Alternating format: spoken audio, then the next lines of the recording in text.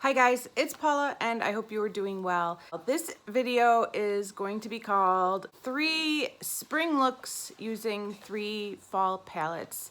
Since I am so far behind on watching the videos of YouTubers that I'm subscribed to on my playlist, it hasn't been that long since I've been watching people's top fall palettes videos, and I found it very interesting to be watching those videos in springtime because are people just going to pull those out for a couple months and then put them back? And of course, as a project panner, I'm thinking if I was to pan that palette, how would I make that palette work for 12 months out of the year? How could I get that fall palette to work for me for the entire year so that I could pan it? So that's kind of how this idea was born. Now I have no idea if this idea has already been done, but I haven't seen it anywhere, so if you guys have seen somebody else do this video, let me know in the comments down below so I could give that person credit for this video idea. So the 3 palettes I decided to choose are ColourPop's Good Sport palette. This was released in their fall edit for 2018, and I believe this became an instantly classic fall palette based on its color scheme. It is absolutely gorgeous, but I did feel like this could also be a spring palette, so I went with that one. Of course, this would not be a challenge at all if I didn't include the famous Subculture palette, so that was day 2. And finally, today's look with day 3 is the Naked Heat palette, a classic fall palette. All right, guys, we're gonna jump right into the videos of me doing the looks. I hope you enjoy this video. Thank you so much for watching, and I will see you in the next one. Bye. Welcome to my very first voiceover. This is day 1 here, and we are starting out with the ColourPop Good Sport palette. And I am going to be going in with the shade Sista.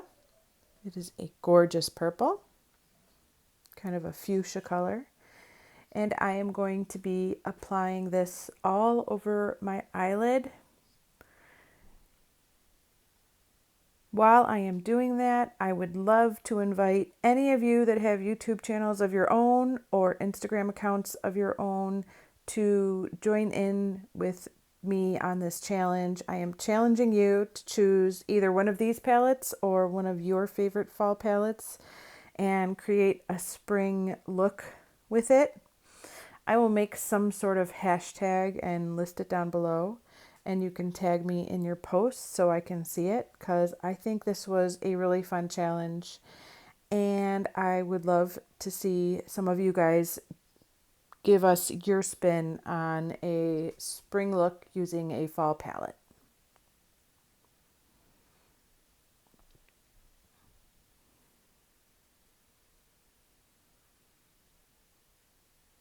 I didn't really have a clear-cut plan when I went in for this eye look. Before filming, I did prime my eyes on all 3 days using the Urban Decay Primer Potion, and I used Shimma Shimma from Makeup Geek as my brow bone highlight.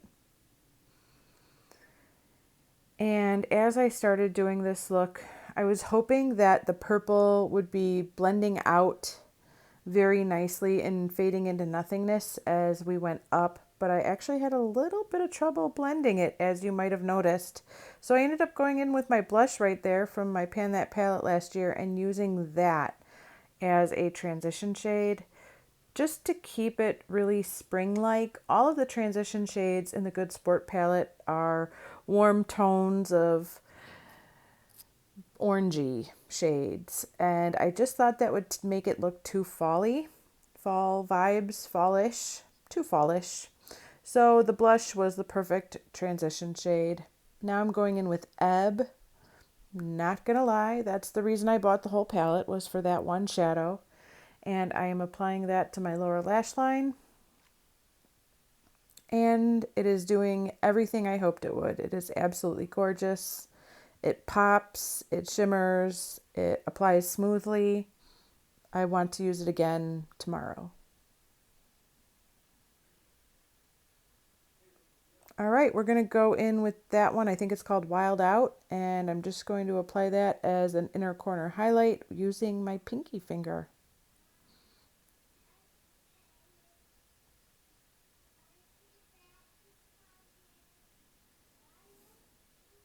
This is a real simple 3 shadow look. I guess 4 if you count the blush. Wait for it. And here is the finished look. I added black eyeliner to my waterline and my upper lash line and mascara.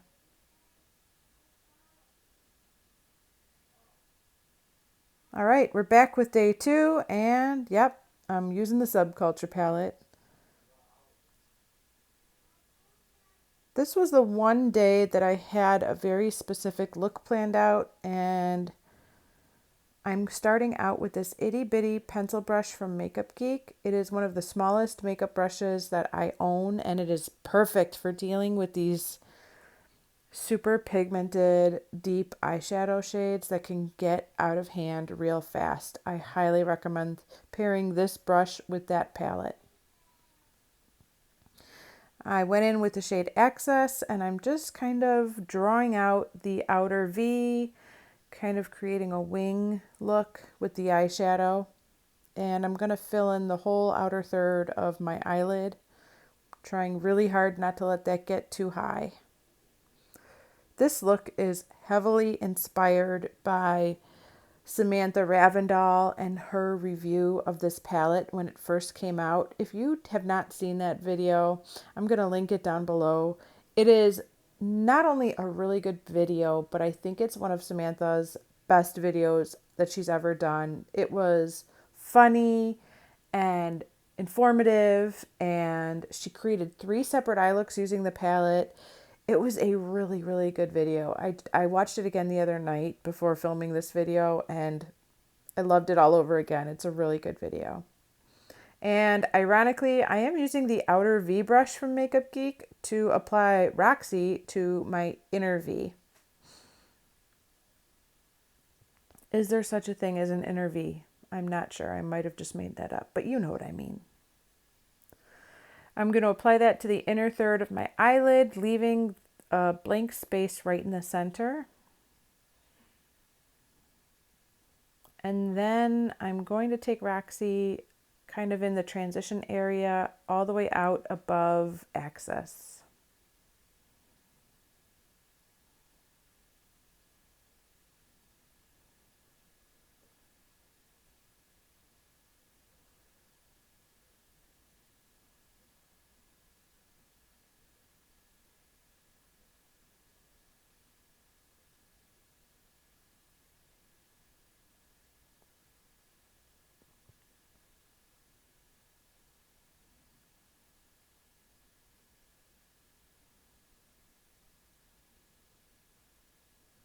I just am always amazed by how pigmented Roxy is. It's really an amazing eyeshadow. It scares me a little, to be honest.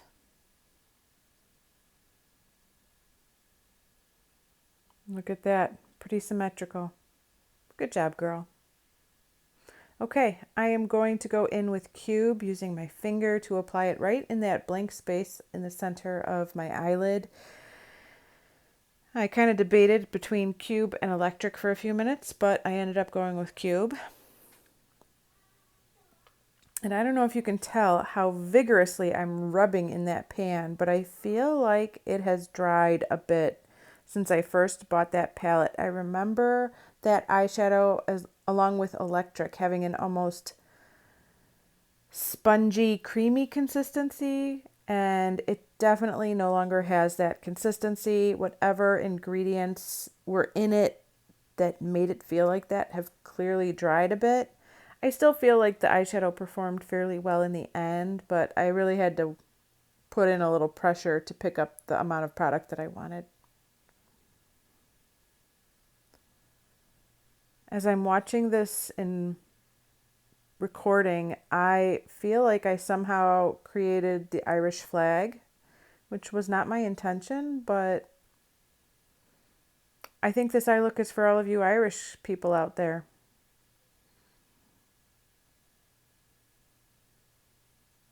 Because now all I can see is the Irish flag and I can't unsee it.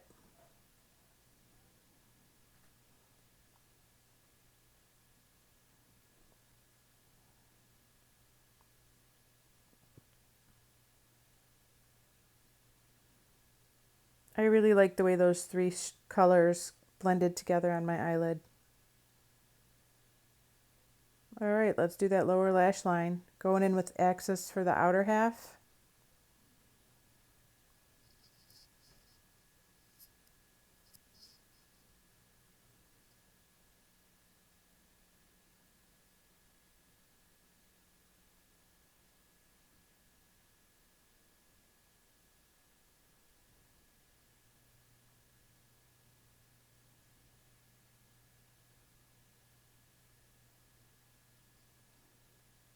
And let's go back in with Roxy for the inner half. I'm not going to use Cube on the lower lash line at all. I was really just trying to keep this look as simple as possible.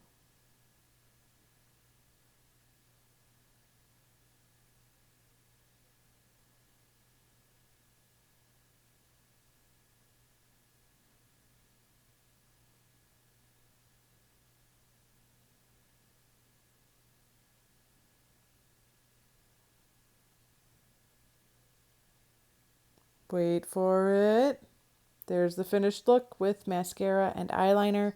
For eyeliner on this day, I ended up going with my MAC Auto de Blue. It's a pretty good match for that Access shade. So they paired well together. I applied it in my waterline and my upper lash line.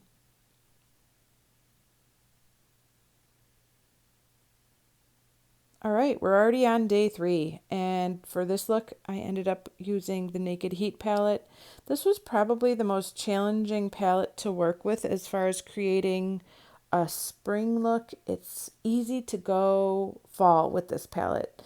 And so I just kept reminding myself that I was going for more of, ooh, did you see that dust kick up? That was beautiful.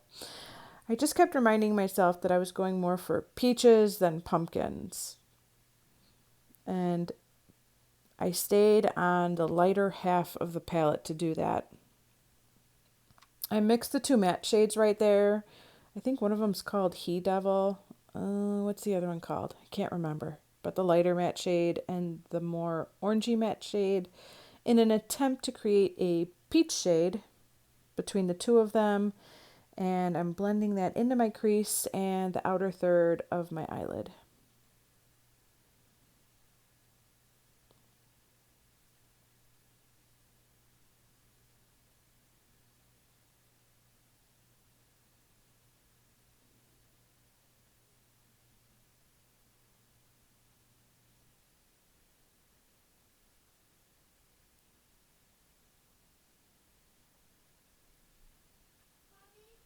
Aside from trying to keep this eye look fairly light, you probably noticed that most of my lip color choices were also very springy. Pinks and peaches, I think, are the perfect lip colors to pair with a springtime eye look. Obviously, if I was to do this exact same eye look and apply a vampy lip shade, it would immediately go fall and there'd be nothing I could do about it. But because I kept the lips pinky and light, it really helped make the entire look have a more springtime vibe than any other season. At least I think so.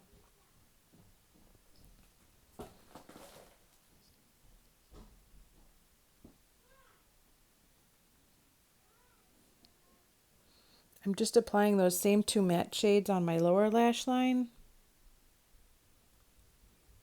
Oh, good morning, Ron. All right. There's the finished look before mascara and the finished look after mascara and eyeliner. I hope this voiceover was okay. This is my first time doing it. Let me know if you guys decide to accept this challenge. Thank you so much for watching, and I'll see you in the next one.